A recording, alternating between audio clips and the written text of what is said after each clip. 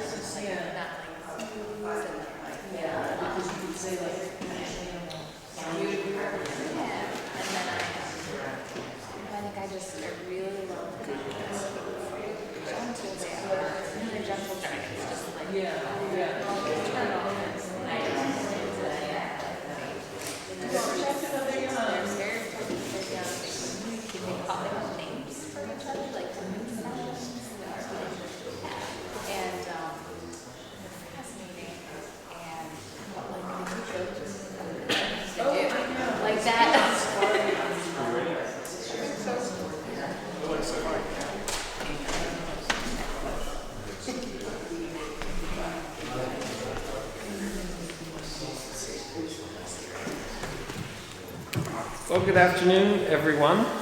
I'm Jeff Packard. I'm the rector here at St. Andrews, and I'm just here to welcome you. Thank you all for coming. Thank you to Father Kopp for coming from North Carolina. It's great to have you with us, and thank you for judging. I'm going to let Allison do all of the other introductions and thank yous, but thank you to all of the folks who submitted. If you're watching online, thank you for submitting a poem to our contest. Just a couple of quick little hospitality matters. If you need the restroom, it's through the door, down the hallway, and on the left at the end of the hallway.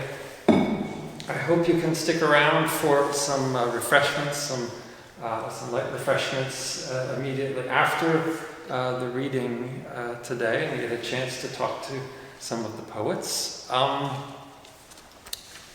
This is the fourth contest we've done, and we've had different perspectives on all of them. The first one was about finding God in the midst of the pandemic, and we focused then on creation. And last year we asked the provocative question, and who is my neighbor? And this year we put out a very broad subject of sanctuary, and it's very gratifying to see how the different poets took that concept and made it their own, and I'm sure we'll all enjoy the poems being read today. So again, great to have you all with us, and I will turn it over to our host, Allison Jenke. Just as needed.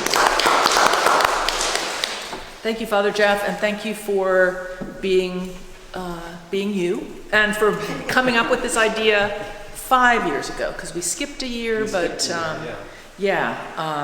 so welcome to all of you in attendance here today, as well as you all watching online. Hopefully there's some people watching online, as we gather to celebrate the culmination of St. Andrew's fourth poetry contest and anthology release reading. As Father Jeff mentioned, the theme this year was sanctuary, and it elicited a huge response from poets around the globe.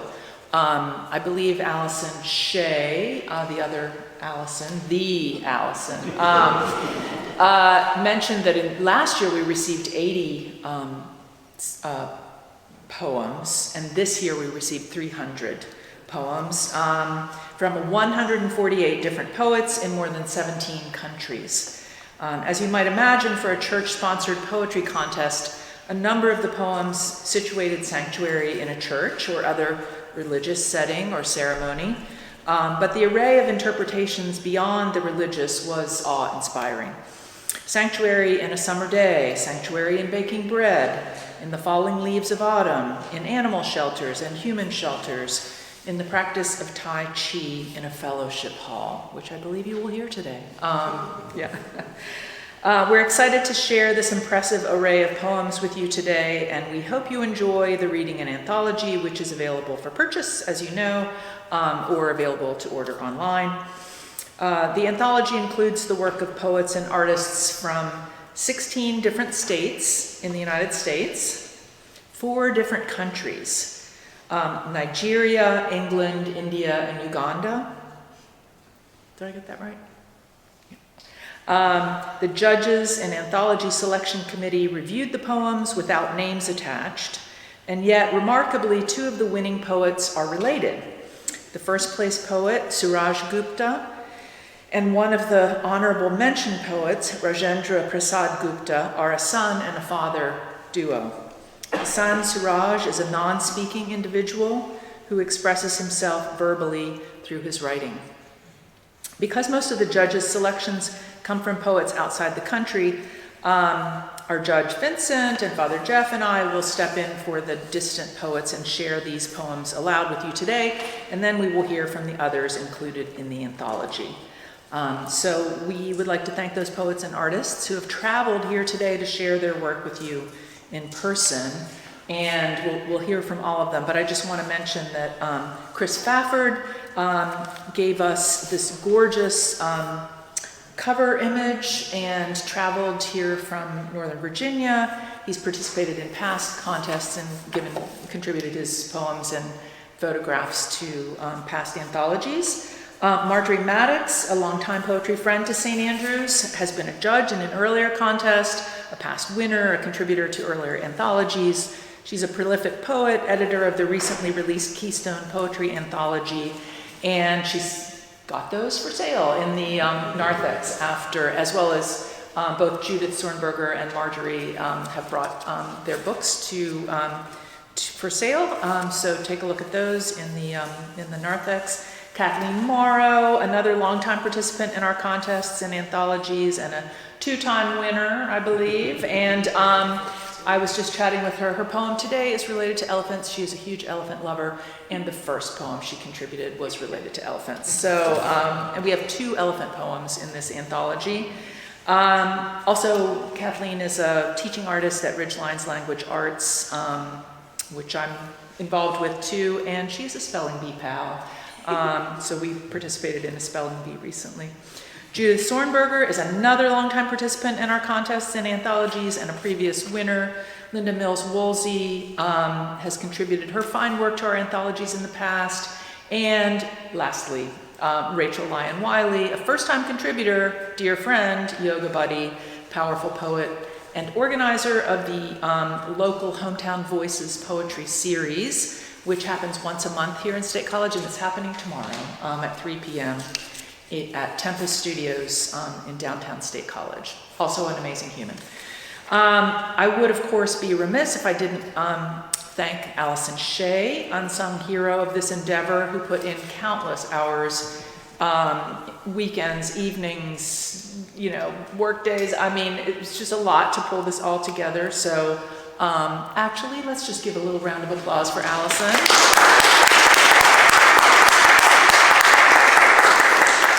And most especially, we would like to thank this year's judge, the Reverend Vincent J. Kopp, who has traveled here from North Carolina for today's event, along with his wife, Catherine.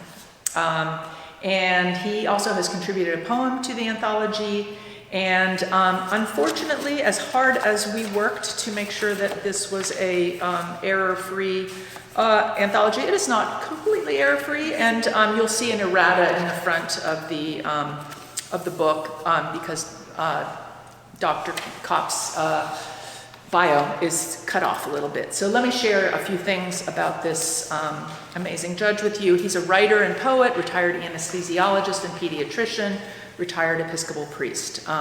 Dr. Kopp's poems have appeared or are forthcoming in journals as varied as Crescent Review, Double Take, the Journal of Medical Humanities, Southern Cultures, Anesthesia and Analgesia, Christian Century. He was awarded the 2024 James Applewhite Poetry Prize by the North Carolina Literary Review, and as a faculty member at UNC Chapel Hill, he taught a course called Medical Ethics and Literature, was a Chapman Fellow at the Institute for the Arts and Humanities, and while at UNC, he also helped students start 2 other journals focused on medicine and the humanities, Iris and Health Humanities Journal. After retiring from medicine in 2016, he was ordained in the Episcopal Church in 2018 and served in North Carolina parishes for 5 years, retiring in 2023. He now devotes his time to gardening, publishing poems, and assembling 2 books of poems, as well as serving as our judge in the contest.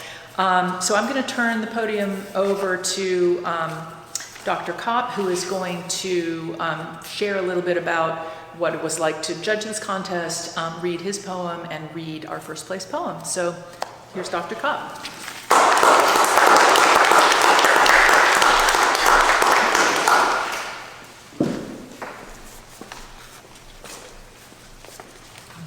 Well, thank you very much. It's a pleasure to be here. My wife Catherine and I decided we would take this journey north. We went to Gettysburg for a couple of days, which we have never been to before, and it was very illuminating and enjoyable for us. Then drove up here yesterday, and on our way home we will go through St. James, Maryland, where 2 of our daughters went to school, and visit the school community there, and then go to Charlottesville, spend the night there, and then head on home. So this is our autumn journey through this part of the eastern United States. I have to say I was very honored as well as surprised when I was asked to be the judge for this contest. I felt unworthy, but since I was asked, said to myself, well, you have to do this. And I was very pleased to be able to do it. There was a remarkable support system in this parish. Obviously, with as many poems as had been submitted, the prospect of reviewing the submissions was daunting. So there was a backbone of support to all of this. And if any of you are here who were screeners of the poems that were submitted, I deeply appreciate the work that you did. The final group of poems that was submitted was somewhere around 30 to 32 or 3, I can't remember the exact number. And my process for evaluating the poems went something along these lines. I read every poem 3 times, at least, a minimum. Some I read more. Those that wound up at the highest level, I read many more times. What criteria did I use? One of the first criteria I used was whether or not the poem actually made reference to sanctuary in some way that was discernible. And so that made it a whole lot easier for me to separate things out on the first reading or so. I then lined up all of the poems on my dining room table so that I could walk around and look at each poem in isolation and as if I was editing a book of my own. And I had some that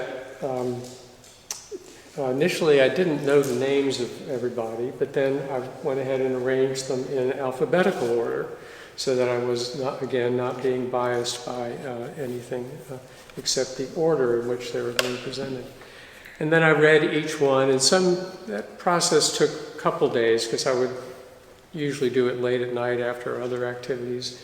And so I'd want to sleep on certain things. I would go back to them, look at. And then I finally zeroed in on what I thought were the top 12 candidates, and then they got a fourth, fifth, or sixth reading, and after that reading, I then made my selections and submitted them to the staff, the Allisons.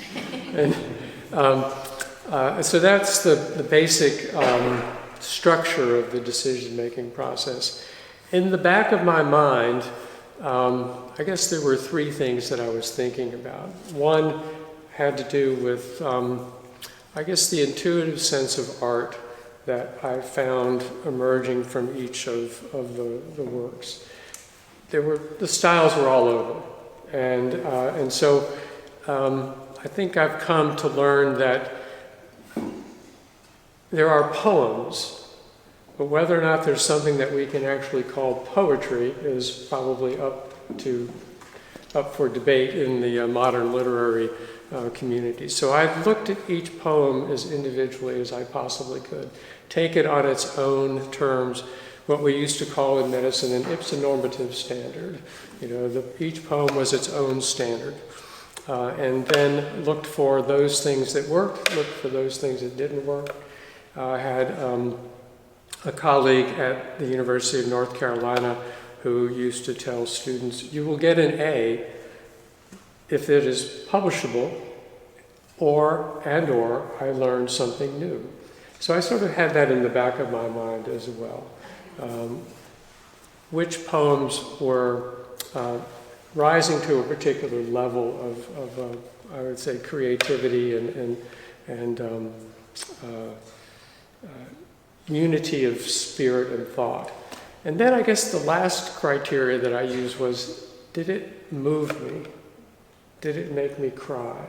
There were some poems that did make me cry. There were some poems I wanted to continue. There were some poems I wanted to end short.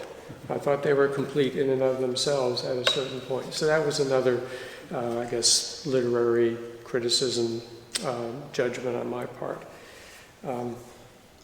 So that's how I went about the judging process. It took me probably, over a week or so to complete all of that. So I really appreciate the foundational work that was done by the people of this community before him. What I would like to do now, if I may, is read a couple poems of my own. I did provide, I did not submit, but I provided a poem on the theme of sanctuary. And I will read that as one of the poems that I'm going to read, but I'd like to share with you some other poems that I've written. The first poem that I would like to read to you is the title poem from a book that I put together to mark our 45th wedding anniversary. Catherine has been the backbone of our relationship since we first met as a physician, first as a pediatrician, second as a specialist in pediatric anesthesiologist. I spent more time with other people's children than I did with my own, and in many cases spent more time at the hospital and at the medical school than I did at home as well. People would say, how is there an explanation for how you stayed married for 45 years? And I would say, well, being on call every third night helps because you're not around to bother the other person. So if you want to divide it by 3, you can do that. But in all seriousness, Catherine has been my bulwark. She's been my sanctuary, I guess I would say. So this poem is the title poem from The Curious Wife, and this was printed as a limited edition collection of poems that were written over the life of our marriage, all 45 years up to that point in time, and was given away as a gift to family and friends, close family and friends. The Curious Wife. If we were birds, you'd be the male trying to attract me with puffs of blue fluff, red thread, tiny foil bits to make our nests a standout, negating my twigs and grass. You'd find stuff to sparkle up the place our eggs will nestle in a close, speckled clutch. You'd fly constantly from branch to perch and back, trying to impress me so I would find you irresistible, as I almost always do. Like now, as I peruse the article you sent, the words of a dying neuroscientist who once shrugged off publish or perish until he realized he'd gotten the conjunction wrong, a mistake he now wants to correct. And I love you for it. The curious way you show you recognize feelings you cannot voice in your own words, but want me to know you have. Like the male bird who offers green plastic strips because he cannot speak. I see you fear my death more than your own, that your mind cannot mute the future that contains you, but not me, for all the reasons listed in the fated neuroscientist's article, especially the possibility of no possibility. I prefer it that way. As the female bird, my role is to enjoy a curious spouse, bemused at his flitting about, his utter loss of purpose, his gift for color, texture, optimism expended on the certainty some eggs hatch, others don't. The next poem that I would like to share with you is a poem that I wrote for my youngest grandchild, who was, as we say in pediatric lingo, experiencing failure to thrive. Feeding Josephine. I watched Josephine's mouth quiver between hunger and sleep. First her lips tense, then relax, a dribble of milk on each cheek.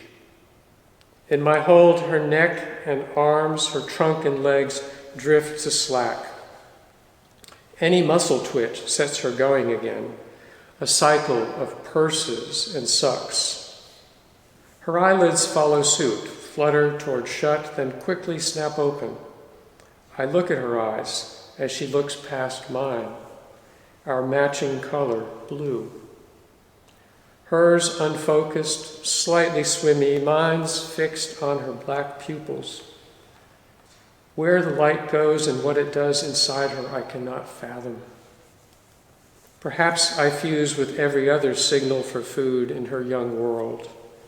Or maybe, perhaps she's begun to recognize me as one of her own.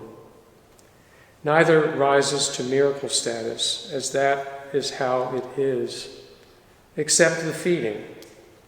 Holding her bottle tilted so, I watch its contents slowly become her. I feel her weight gain in my arms, which have started to grow numb. The burden of her is immense, beyond the actual weight she gains. No, the miracle is I, her grandfather, am feeding my granddaughter breast milk, her mother's, my daughter's, boosted for extra calories. This would never have happened in cave times or in the 60s. Something about this is very humbling, something divinely charged. Like old people, children are both common and no less subject to death. It becomes our bond, I fading to nothingness, she the one on the rise. And then the last poem of my own that I want to share with you is the poem mentioned earlier, which I received unexpectedly the James Applewhite Prize by the North Carolina Literary Review.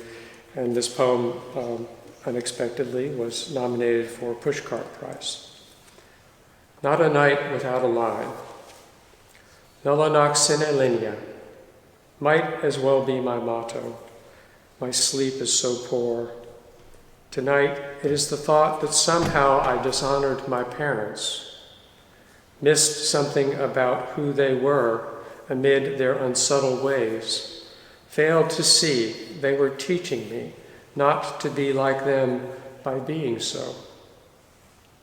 Did I disrespect them somehow by always looking away from them, missing what was right up front the whole time, their hope for me? I'll never know, though I remember how, but not why, they died so soon. He on a ventilator for over 2 weeks, which I had to get turned off. She in her Kelly green pants and sweater set brushed away my hand. It seems wrong to refer to their departures as passings or final exits. Death is much more and nothing like what these diminutions imply. Its finality is not final until the possibility of impossibility arrives. Though I don't believe in ghosts, I know the dead don't leave you alone, especially when the mattress sinks and the pillow is lumpy at night. Don't ask me how I know, I just do, the same way I know my name. The same way I know I will wake up with a jolt every night at some point and not be able to go back to sleep until I have written a line. Any line, it hardly matters, though it's the writing that gets cut short, and the sleep, or whatever it is, that will extend forever and forever. I'd like to turn now to reading the first prize poem, if that's okay. Please. I found this poem exceedingly moving, and this is one of those poems that made me cry more than once. I will say this, as a doctor, as well as a priest, as someone who took care of children with many different forms of abilities and disabilities and inabilities, I was really touched by this poem in a very deep way. The Acolyte's Hands. The boy who stutters in the schoolyard, whose name is a trapdoor on his tongue, finds his sanctuary in the slow procession. In the sacristy, his hands do not shake. They know the weight of the brass cross, the precise angle to hold the gospel book, the silent language of the thuribal's swing. Here, his breath evens to the rhythm of the psalm. He is not small, but necessary. The smoke he carries is a cloud of glory. The flame he tends, a tongue of clarity.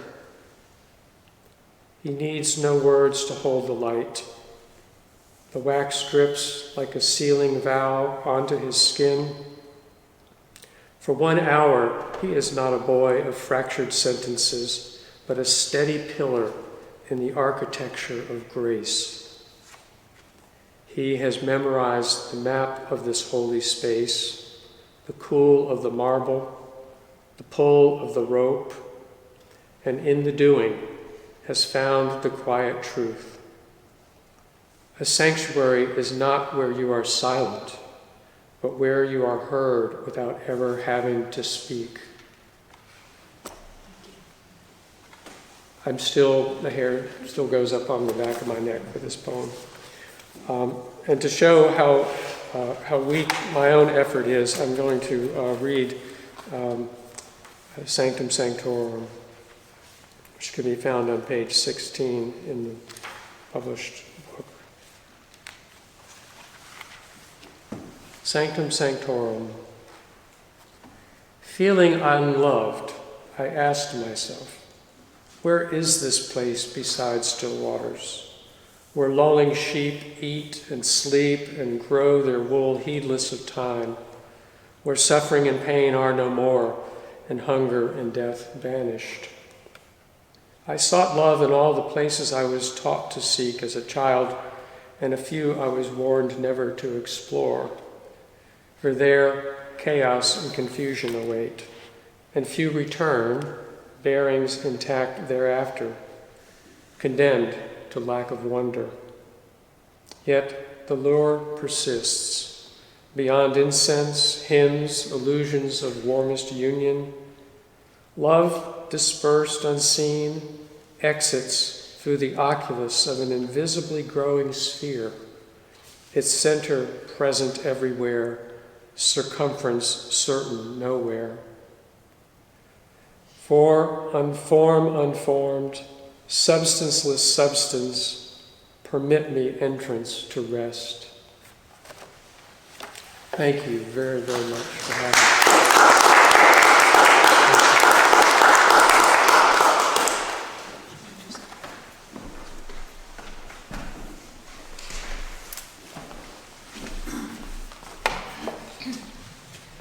It is my privilege to read our second prize winner, poem by Asha Miriam, titled Sanctuary of Fire.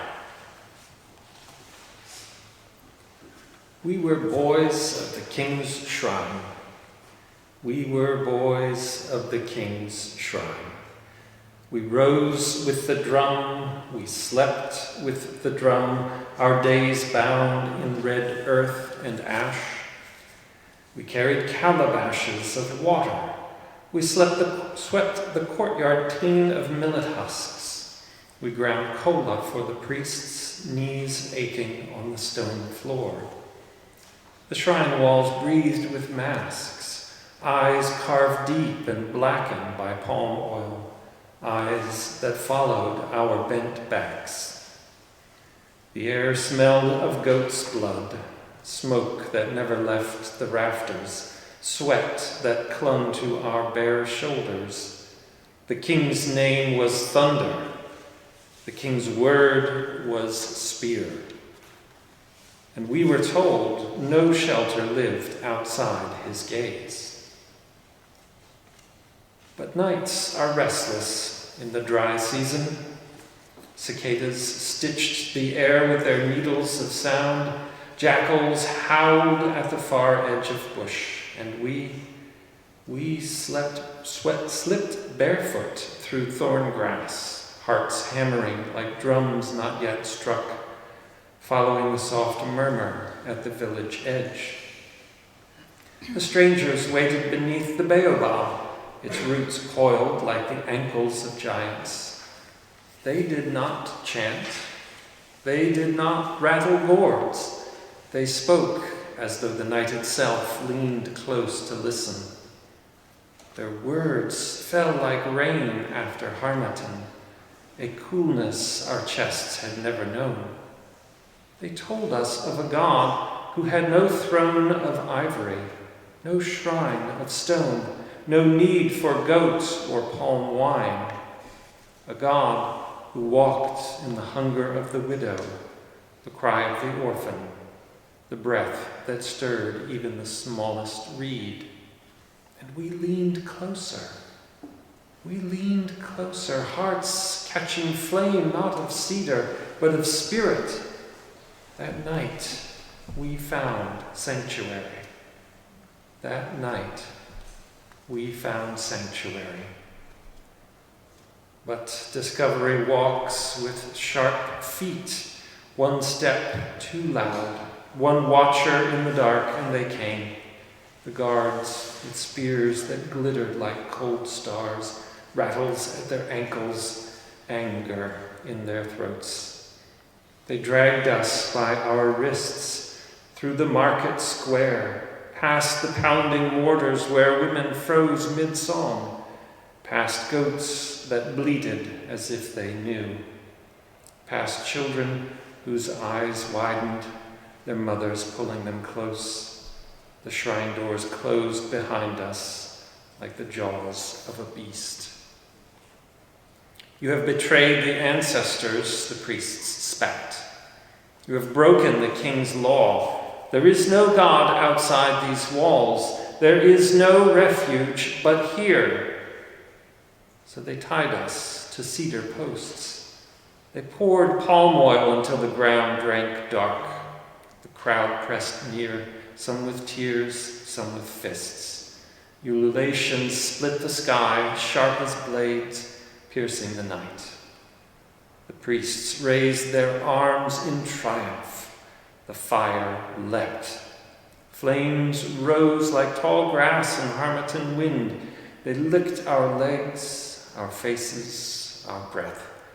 Our ropes snapped black with smoke, and the air turned to fire song. But we did not scream. We sang. Our lips carried the whispers we had heard, the cool water words that no flame could swallow. Smoke curled upward, black incense carried higher and higher, above the shrine's carved masks, above the golden roof of the king's house, above the reach of spears and crowns. And in that smoke we found a truer refuge, not carved in wood or stone, not guarded by priests or spears, a sanctuary beyond fire, where names burn brighter than pyres, where no king's gaze can follow. We were boys of the king's shrine. We were boys of the king's shrine. And in the fire, we found sanctuary.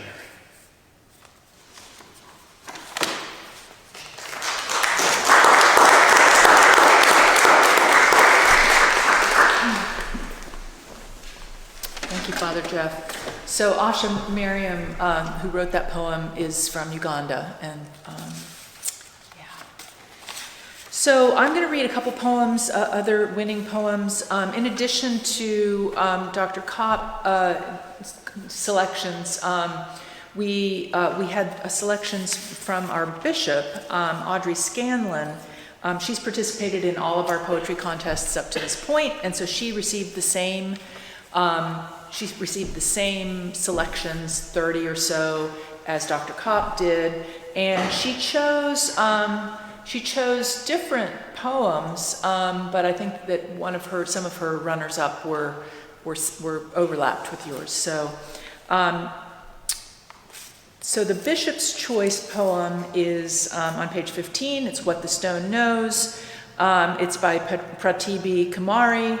And I'm going to read this and then another honorable mention poem. What the Stone Knows. This is not a fortress. It does not boast. Its silence is not empty, but full. A cup holding 3 centuries of prayer. The slow exhale of moss, the patient breath of those who came with unraveled edges, seeking a seam to stitch themselves back to the light. These walls have learned the grammar of grace. They understand the sacred geometry of a bowed head, the architecture of a sigh. They have absorbed the salt of secret tears and turned them into something holy, a kind of blessed dampness that comforts the cheek. The world outside shouts in headlines. In here, the air is a library of whispers. This is the sanctuary, not an escape from, but a return to the oldest language, the one spoken by stone, by candle flame, by the heart when it finally stops running and remembers its name. So that was the Bishop's Choice. And the honorable mention poem that I'm going to read is by Rajendra Prasad Gupta, who is the father of the poet who won our contest. Both are from India. This one's called The Apiarist's Prayer. Forgive me. The sweetness I take is born of their perceived danger. I cloak myself in smoke, a false prophet calming their fear with greater fear. I open their home, a hinged roof, a revelation of gold and furious dark. My hands, thick in gloves, are clumsy giants, plundering the cathedral of their comb. They have built this perfect geometry of need. Hexagons of nectar, of pollen, of brood, a kingdom in whose precise humming order my own soul feeds its disarray. And yet they let me stay. They could choose to make of me a martyr, to sting and die for the sanctity of the hive, but they tolerate my trespass, my thievery. This is the grace I do not deserve, to be trusted by what I have alarmed, to find in the heart of their defended world a sanctuary for my own wandering hunger. So let's have a round of applause for those poets.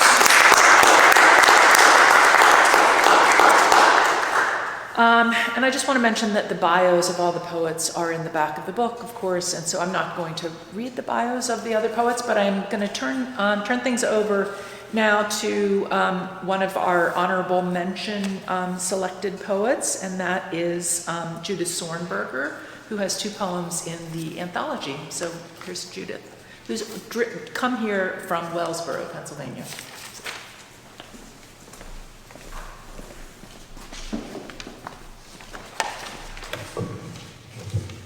Uh-oh. I'm trying to lower it a little bit. There. Okay. Thank you very much, Allison. Thank you, the Allison. Thank you to the rector. Thank you to St. Andrews. And thank all of you for being here today. I'm very honored to be part of this anthology. So the poem of mine that was an honorable mention is an ekphrastic poem, and if that's an unfamiliar term for you, it's a poem that responds in some way to some other art form. And in the case of a lot of my poems, that means paintings and sculpture. This poem was written in response to a painting by Robert Delaunay,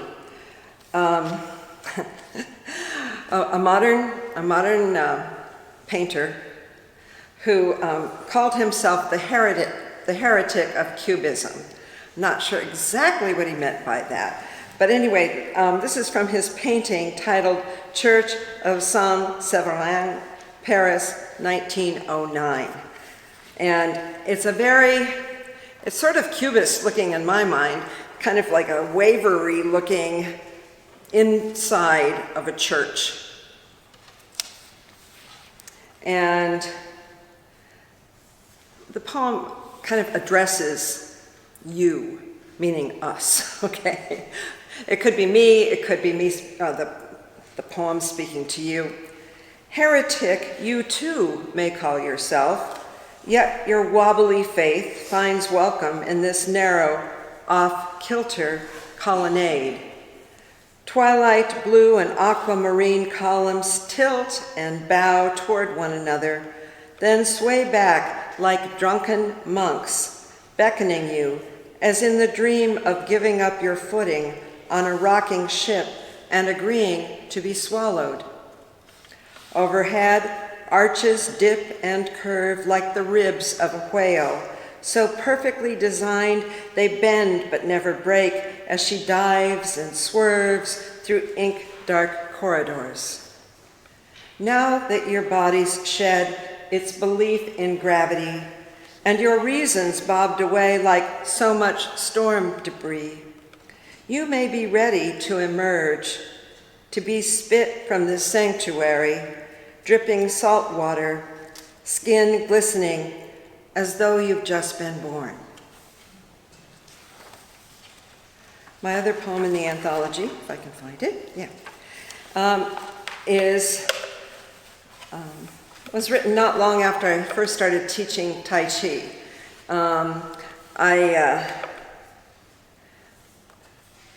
I found out that some people were very skeptical about Tai Chi. They thought it was some kind of weird religion thing, and I mean, un-Christian. But the fact that the first place that I taught Tai Chi was in a church fellowship hall, I think helped allay some of those doubts and fears. So this is Opening from Within, and that's one of the movements in Tai Chi. Opening from within, Tai Chi in the fellowship hall. Since our bodies also wish to worship, we push aside chairs and tables, make our breath a sanctuary as we call on all creation to flow through us. Now is the time to remember with torsos, arms, and legs the earthly congregation we belong to. Planting our feet, we stretch roots deep into the ground, turning our bodies into a thicket of trees, sipping the soil's sweetness as the soft breeze of our breathing rustles leaves and every cell awakens. Hands form a ball, then rise, and we gaze at the moon, following its journey, swaying from horizon to horizon, then letting our hands drop as slowly as leaves falling. Crossing wrists, we lean forward and scoop the sea, our mother, then glide back to open the sky with our hands and view the stars, our fathers. We play with waves that rock us, helping us locate the spirit, the wings that live inside us. When they rise at our sides, flapping once more, we lift as one into flying wild goose, vanishing into the arms of our Creator. Thank you.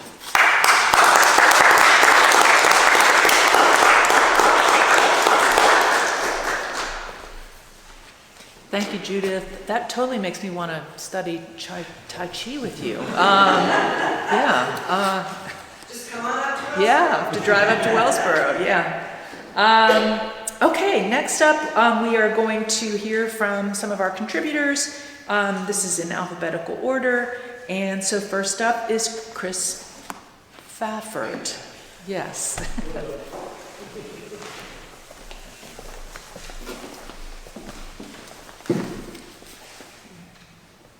I feel tall. Okay. Thank you, St. Andrews, Father Jeff, the Allisons, the committee. I know a lot of work is going into this every year, and I'm grateful. It's great fun and lovely to come. And thank you, Dr. Kopp, for your work. I know there was a good bit of effort on your part as well, so I'm grateful there too. Has anyone here been to Iona in Scotland? A couple. Okay, a few. Yay, that's good news. Are we familiar with St. Columba a little bit? Yeah, some nods? Good. Okay. A tiny bit of context, if you will, for those who may not be familiar with Iona and Columba. It's 521 AD. Columba is born in Ulster, the north of Ireland.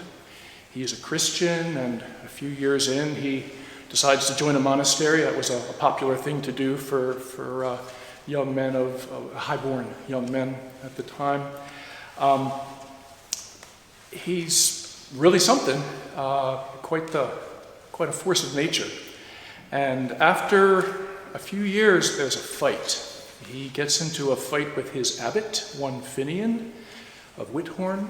Finian had been to Rome and brought back a manuscript penned by St. Jerome, a Psalter, and the Gospels. Columba has to have the latest and greatest. He steals the manuscript, he copies it. The original goes back, but Finian demands the copy as well, and Columba refuses. And it was a different time. Columba and his warrior monks and Finian and his warrior monks go out on the green and fight it out, and a lot of people get killed. Different time indeed. Columba, on the advice of his Anamkara, his spiritual advisor, if you will, his soul friend, probably good advice, makes a hasty retreat, and with 12 of his companions sails off into the blue. And they are determined to find an island, a place where they can no longer see their beloved Ireland, and the first island that meets that criterion is Iona, in the Inner Hebrides of Scotland. And there they land, and there they establish a monastic foundation, and Iona is to become, within a few years, a major gateway of Christianity into Scotland, back into what would become England, back eventually onto the continent. Iona is, I'll say Columba is the patron saint of Scotland. He's one of 3 patrons of Ireland, and he's, very timely, a patron saint of poetry. Iona is now a place of pilgrimage, a holy island. Some call it a thin place, right? An elemental place where the light of the Maker shines clearly through the Maid. And my wife Maria and I visited in 2016, and I've been writing and rewriting this poem ever since. So St. Andrews gets the latest version, and I think the final version, now that it's hit ink, right? So this is Peregrini in 3 parts. Crossing. At Fionn Fort we pause as the sea breaks itself into foam on the jagged face of the gale, water becoming air and wanderlust patient waiting.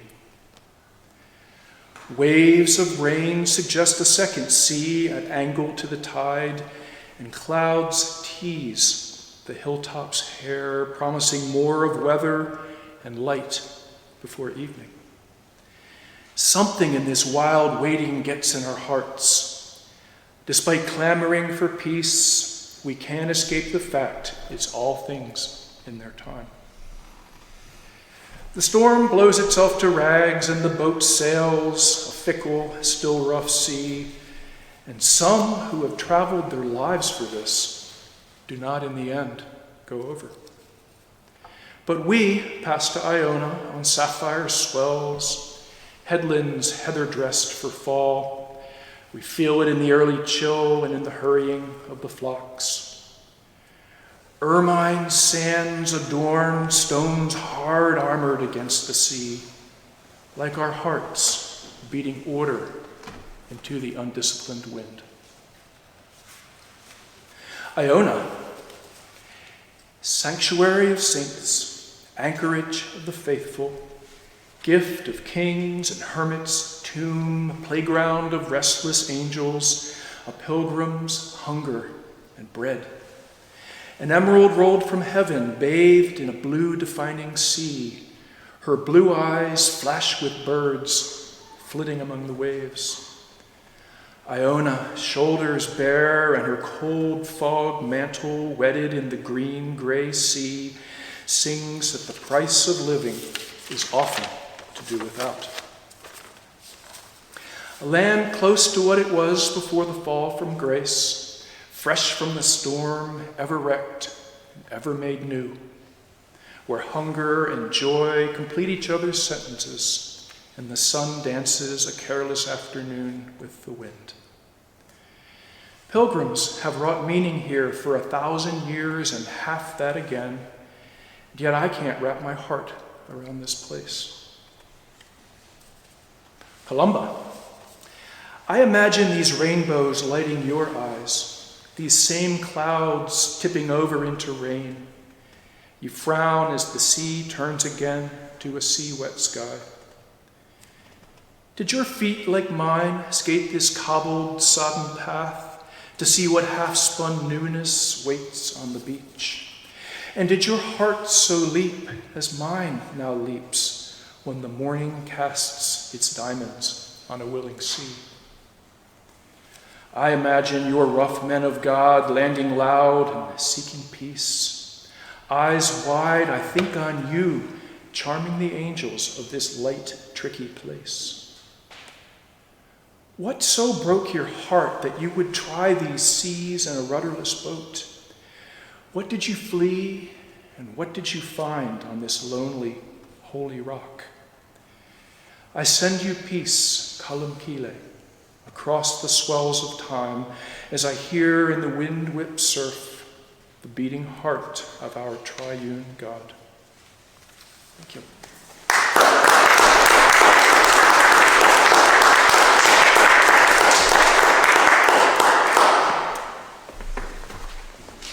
Thank you, Chris, and thank you for such lovely photographs, and again for the cover and the photo of Iona, which is on page 47. Okay, next up is Marjorie Maddox, and who's come here from Williamsport, and she's going to share her poem and also share some words about her friend and collaborator, Karen Elias, and who has some art in the collection. I'm sorry, I didn't mean to be kicking you off. No, I want you to kick me. Thank you, Allison and Father and Father. So I think I covered everybody there. So this is a poem that I wrote as an acrostic poem, a collaboration with Karen Elias, and we've done several books together. Can you hear me okay? So I'll read the poem, and then I will show you the image, and then read a statement by Karen about the image, and then also she sent me a statement about her other image that's in the collection. So this idea for the poem actually came from Karen. She sent me an article that has to do with this epigraph. Pope Leo XIV approves new Mass centered on care for the environment. And she said, I think you might want to write about this. And she was right, I did. So the idea came from her for that. So, Mass for the environment. We enter the sanctuary with palms, but we could just as easily cradle pussy willows or milkweed. Our arms could overflow with asters and black-eyed Susans, with goldenrods and prairie clover.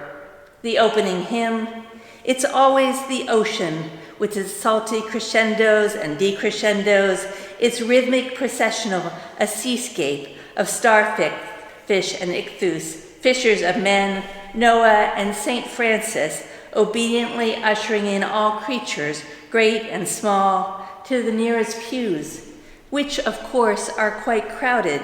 We move over twice, but somehow multiply 70 times 7 before the penitential act. After addressing the Creator, we turn also to the eagle perched atop the black rhino, crunched in beside the red panda, not far from the blue whale in an oversized baptismal, what I have done and what I have failed to do, as well as to the monarch and the orangutan in the next pew over, through my most grievous fault. It is a long confession that runs into the Kyrie. The children save the day, delighted as they are by fur and fauna, and eager always to pet, hug, and name. The kingdom of heaven belongs to such as these. The readings are the expected ones, for the earth is the Lord's and the fullness thereof, etc., etc. The homily calling us to do what we should already have done. Of course, we agree and fill the offering plates with our good intentions before the priest proclaims, "Behold the Lamb of God, which taketh away the sin of the world." And we take the sacrifice on our tongue and echo Amen. But what will we sacrifice? In what way give sanctuary to those living, breathing, growing beside us? The recessional is all wind, waiting for an answer. And then you can see in your anthology too, but here's a larger version of Karen's image. So a lot of times in our collaboration, we kind of switch back and forth. Sometimes I will do the poem first and then she'll do the image, or she'll send me an image over email and then I'll create a poem from it. But this is what a larger version, and here's what her statement is about that. I chose butterflies for this image, not only because their wings are like beautiful orange and gold stained glass, but also because they are messengers. Over just the past 20 years, their wing colors have dulled and their numbers decreased. Butterfly populations in the U.S. have declined 22% in this time, with some species numbers declining by 90%. Many face total extinction by 2070. These magnificent creatures with the ability to miraculously transform are at the same time especially sensitive to temperature fluctuations, to pollution, and to habitat fragmentation, making them apt harbingers of worsening ecological imbalance. The Vietnamese Buddhist monk Thich Nhat Hanh has said, the most important thing we can do for the sake of life on earth, to hear within ourselves the sounds of the earth crying. Butterflies are speaking these sorrows. We need to build into our sacred rituals ways to place ourselves in right relation to all of Earth's more than human, fragile, endangered life. And then Karen has a second image in the anthology based on her Lithuanian ancestors. And she says about that image, I created an image to honor the book smugglers in 19th century Lithuania, where my grandparents were born, who risked fines, banishment, exile, and even death to carry Lithuanian language books banned under Russian rule into Lithuanian-speaking areas of the Russian Empire. I love the sense of peace that this image conveys as the book smuggler, known as, and I can't pronounce that, does anybody know how to pronounce that? Okay. No. Knygenesys, seeks sanctuary with his books in a roadside hut on a snowy winter night. For me, this conveys a notion of sanctuary that goes beyond the traditional idea of enclosure in a safe, constructed space. Instead, this man, driven by love for his country and his language, dares to become unsheltered while trusting in the protection of higher law and his own humble faith. Thank you.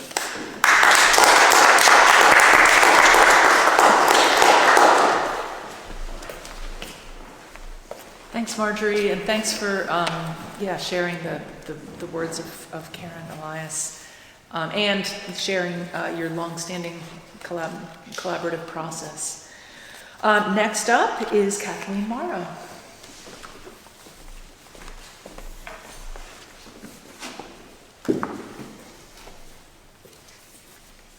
Thank you. Thank you all. That's all right, yeah? Yeah. Okay. So yeah, I like elephants a lot. As Allison mentioned, one of my first poems for this event was about elephants, and the poem I have for you today is about elephants. I've got an elephant tattoo. I also have a tattoo of the Statue of Liberty, and a really good poem about sanctuary, if you've never read it, is Emma Lazarus's, oh my gosh, why did the name just escape me? The poem that's on the Statue of Liberty.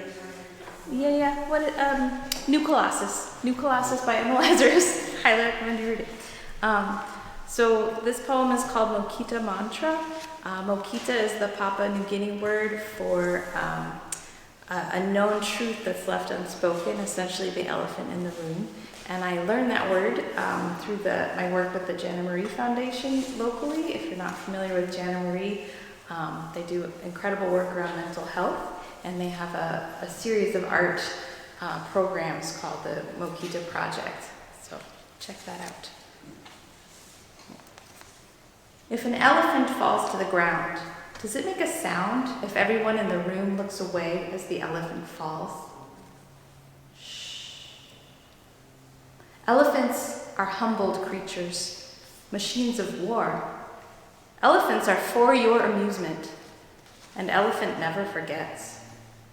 The elephants in this room are not going anywhere. What say we look right at them even as they fall? Elephants have family values. Elephants sit Shiva, caressing carcasses with trunks, consoling crying calves with trunks. Elephants encircle each other, building a wall of resistance. If an elephant falls to the ground, does it make a sound if everyone in the room looks away as the elephant falls? Shh. An elephant can paint. What say we turn our elephants into art? Call them something avant-garde and set them free. Girl with the mandolin rides African elephant. Asian elephants kick Campbell's soup cans. The elephants in this room are hungry. The elephants in this room have festering sores on their ankles. An elephant will uproot a tree when it's hungry. Don't think it won't break our chains when it's ready to leave this room. Don't think it won't kick us down like so many cans. What say we make this room a sanctuary? An elephant never forgets. Shh. Thank you.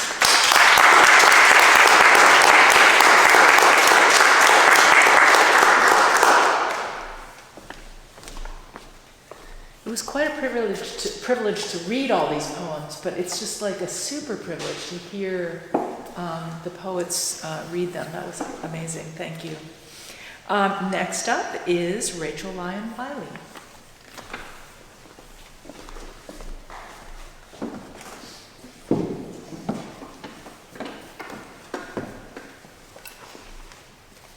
Hello.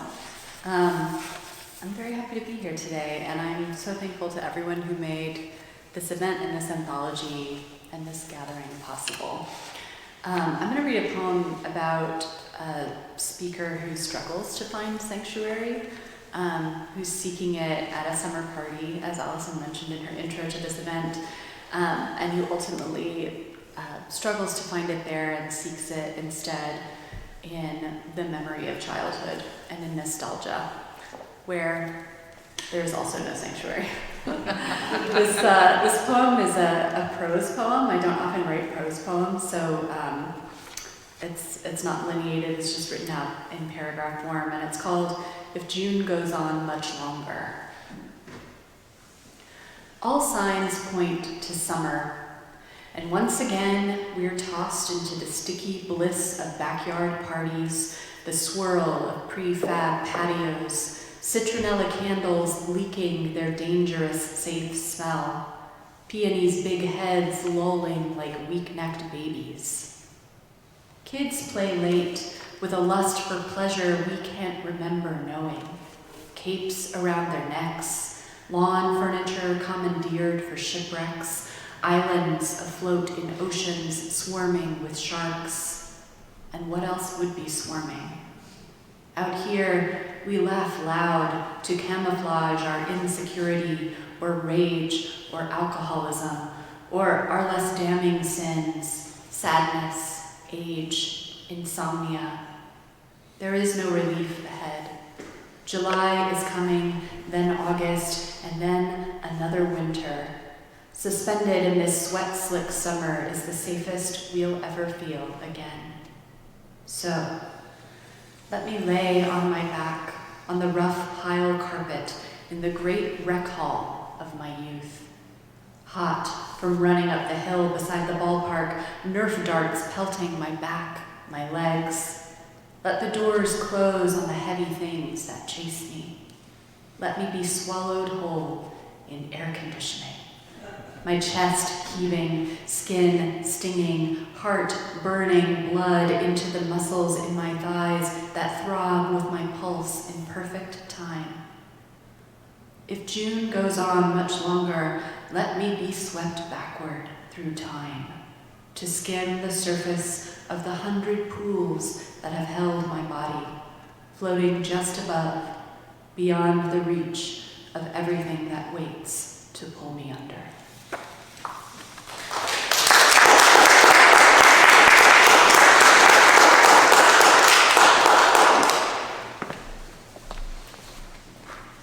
Thanks, Rachel.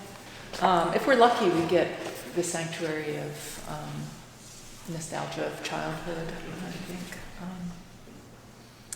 So our last poet who's here today is Linda Mills Woolsey, and she has 2 poems in the anthology, and so she's going to read those, and then we will close with Father Jeff reading a brief poem by Megan Willamay. So, Linda.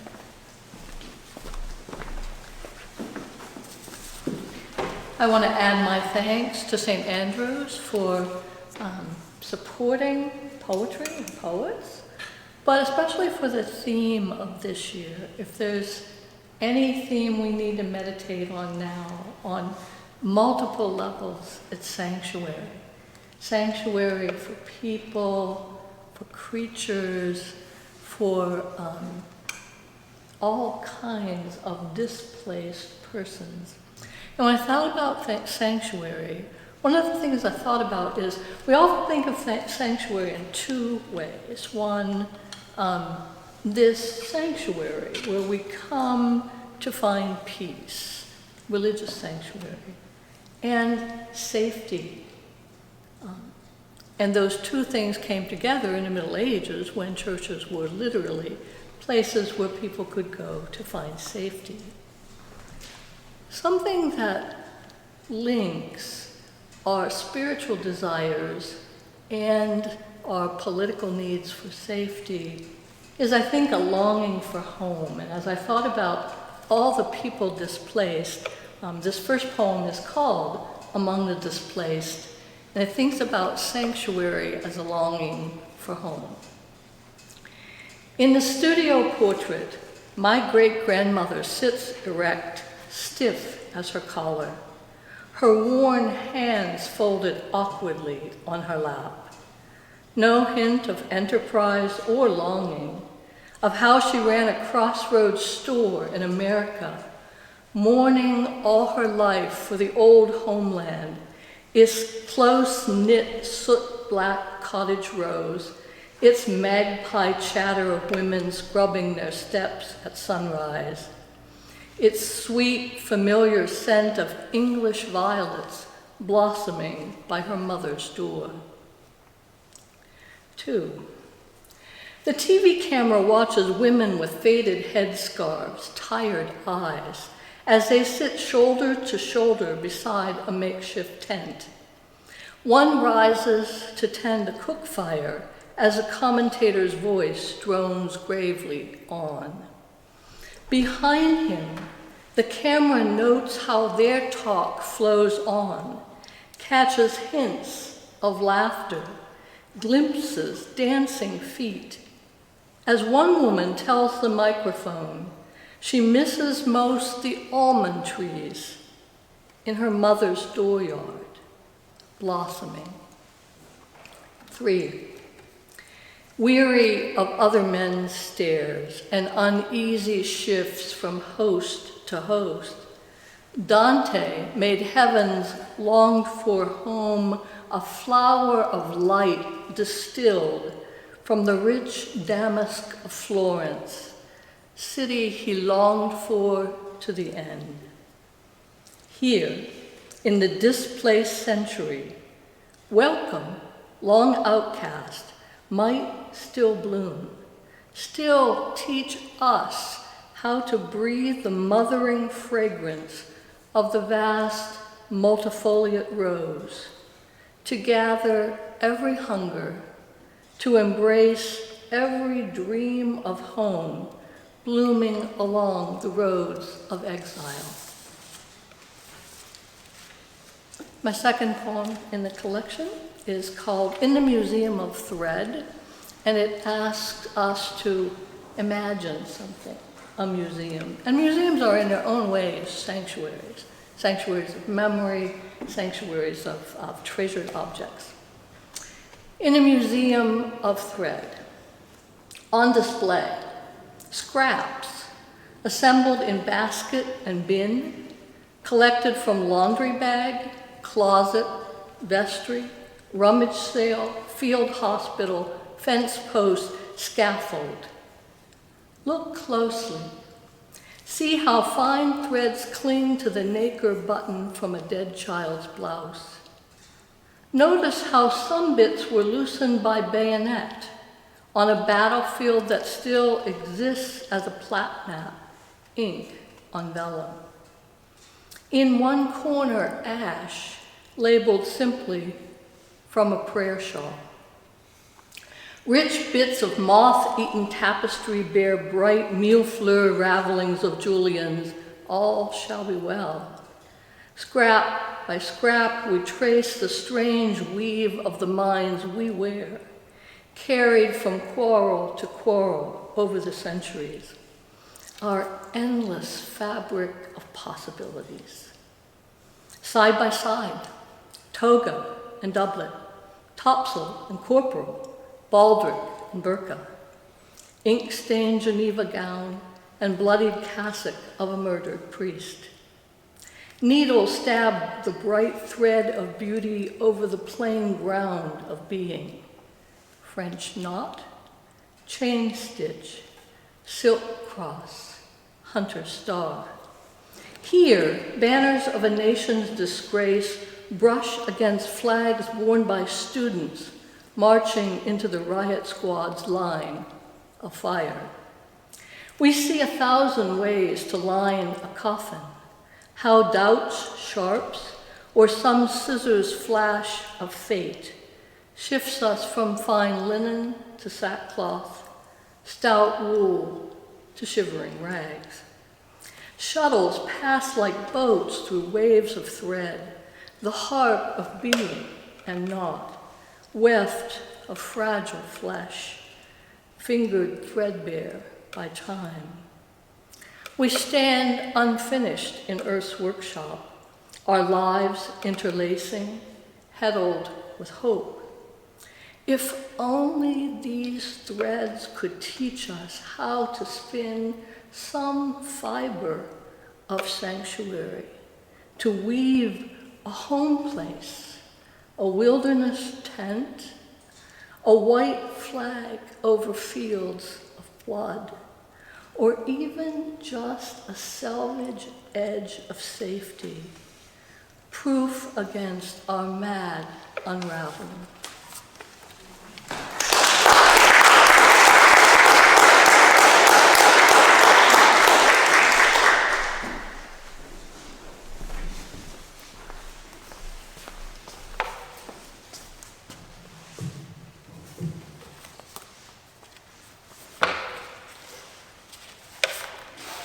This poem is by Megan Willamay, and it is titled Troubles. It begins with a quote from Psalm 25. The troubles of my heart are enlarged. After the troubles, Belfast rebuilt with glass because, as our tour guide said, now we have nothing to hide.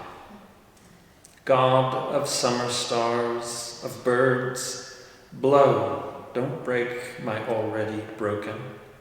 Shine slant through this exploded glass, now all a color.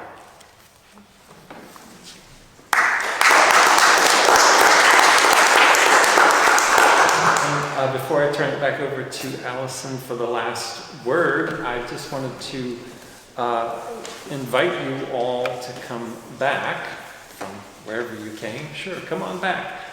In February, on Friday evening of February 13th, just remember the eve of Valentine's Day, we're going to host a poetry reading, just an open mic reading for anybody who would like to come and read their work. It will not be in the church, it will be over in what we call Canterbury Hall, the other wing of this building, and we will get information out about that as we get closer to the date.